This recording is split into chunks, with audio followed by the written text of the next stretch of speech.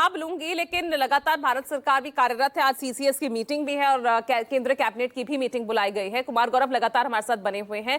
Kumar Gaurav, schedule क्या है दोनों ही मीटिंग्स का और किस मायने में इंपॉर्टेंट कही जाए आज की ये मीटिंग्स? देखिए, बिल्कुल अब एक तरह से आप कहें तो सरकार नॉर्मल कामकाज की तरफ लौट रही है।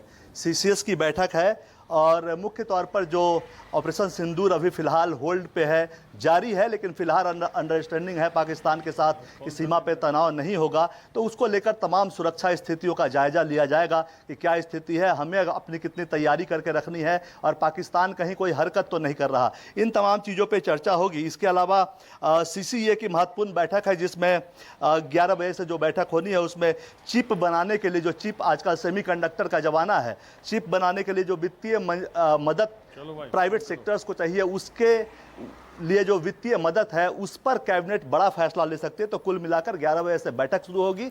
सीसीएस में देश के सुरक्षा हालात पर चर्चा होगी, उसके बाद कैबिनेट का नॉर्मल जो एजेंडा है उस पर चर्चा होगी। जी, आज केंद्रीय मंत्रिमंडल और सीसीएस की अहम मीटिंग होने वाली है। सीज फायर के बाद मोदी कैबिनेट की ये पहली बैठक है। पीएम मोदी की अध्यक्षता में ये बैठक बुलाई गई है।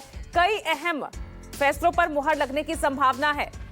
तो बता दें आपको, केंद्रीय कैबिनेट की भी मीटिंग है और सीसीएस की भी बैठक होनी है और दोनों ही बहुत अहम मीटिंग्स कही जा सकती है, क्योंकि भारत और पाकिस्तान के बीच चले जो संघर्ष के सीज फायर के बाद ये पहली मीटिंग बुलाई गई है।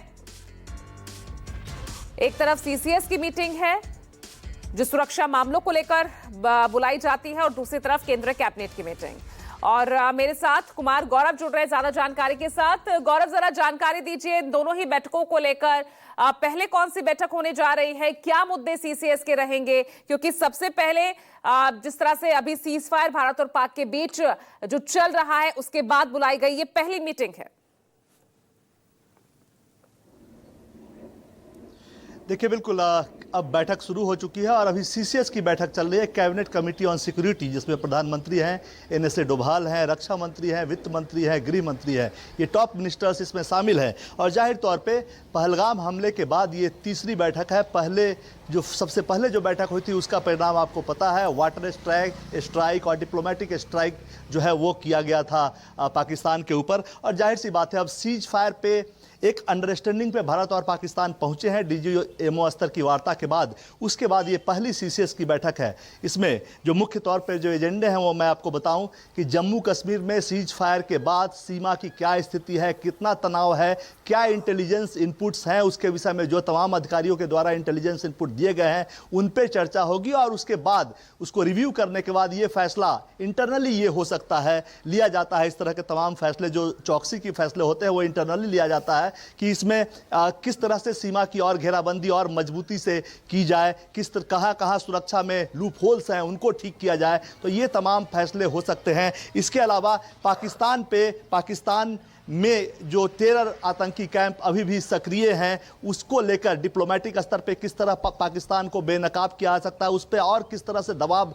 बना सकते हैं। तो ये तमाम चीज़ें सुरक्षा से संबंधित मामलों की जो समिति की बैठक है कैबिनेट की उसमें होगी। इसके अलावा उसके बाद नॉर्मल बैठक होगी जिसमें कई तरह के एजेंडे हैं, लेकिन सबसे प्रमुख उसमें सेमी कंडक्टर चिप बनाने को लेकर जो भारत अब एक आगे कदम बढ़ा रहा है, उसमें प्राइवेट कंपनीज को सेमीकॉन इंडिया के तहत आर्थिक मदद का एक 16-17 हज़ार करोड़ का एक आर्थिक मदद का पैकेज हो सकता है, उस पर भी चर्चा होगी। तो कुल मिलाकर सबसे महत्वपूर्ण जो बैठक है पहलगाम हमले के दृष्टिकोण से, उसके बाद और सीज फायर के बाद वो सीसीएस की बैठक है जिसमें सुरक्षा संबंधी जो भी चुनौतियां हैं उनसे कैसे पार पाना है उस पर चर्चा होगी, उस पर कुछ ठोस निर्णय होंगे। और साथ ही पहलगाम हमले की जो जांच हुई है वो उसकी जो अभी तक के इनपुट्स आए हैं उन तमाम मुद्दों पे चर्चा होगी। जी बिल्कुल गौरव, तो ये दोनों ही मीटिंग्स कई मायनों में अहम कही जा सकती है। साथ ही गौरव, विपक्ष यहाँ पर स्पेशल सेशन बुलाने की लगातार मांग कर रहा है या सर्वदलीय मीटिंग बुलाई जाए। पहलगाम हमले को लेकर जो युद्ध विराम, जो संघर्ष विराम किया गया है भारत और पाकिस्तान के बीच, उसको लेकर लगातार सवाल खड़े कर रहा है। क्या उसको लेकर भी कैबिनेट मीटिंग में कोई चर्चा हो सकती है?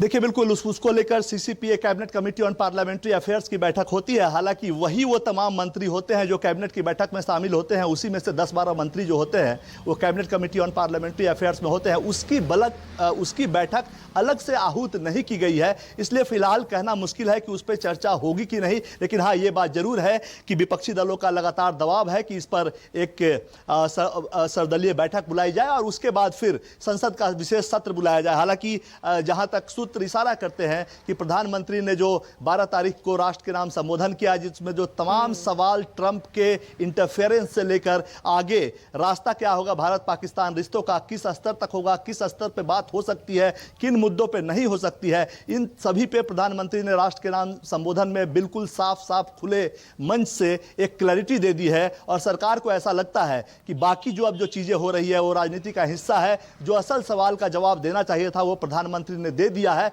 इसलिए फिलहाल सरकार की तरफ से अभी पत्ते नहीं खोले गए हैं कि इस मुद्दे पे विशेष सत्र बुलाया जाएगा या नहीं। हाँ, सर्वदलीय बैठक का जहां तक सवाल है, ऐसा लगता है कि इस मुद्दे पे ऑपरेशन सिंदूर चूंकि अभी कंटिन्यू है, लेकिन जो अचीवमेंट है उसको लेकर एक सर्वदलीय बैठक जरूर हो सकती है, इस पर विचार हो सकता है। लेकिन संसद सत्र को लेकर कुछ अंतिम फैसला अभी तक मालूम नहीं चला है। अगर इसमें सीसीपीए भी अगर प्रधानमंत्री बुलाकर बैठ जाए, बैठक कर ले, राजनाथ सिंह की अध्यक्षता में यह बैठक होती है सीसीपीए की, तो फिर उसकी जानकारी बाद में सामने आएगी। जी चलिए ठीक है, यहां पर सरकार ने तो अपना स्टैंड क्लियर किया, लेकिन ना ही अमेरिका थम रहा है अपने बयानों और ट्वीट से और ना ही विपक्ष के सवाल।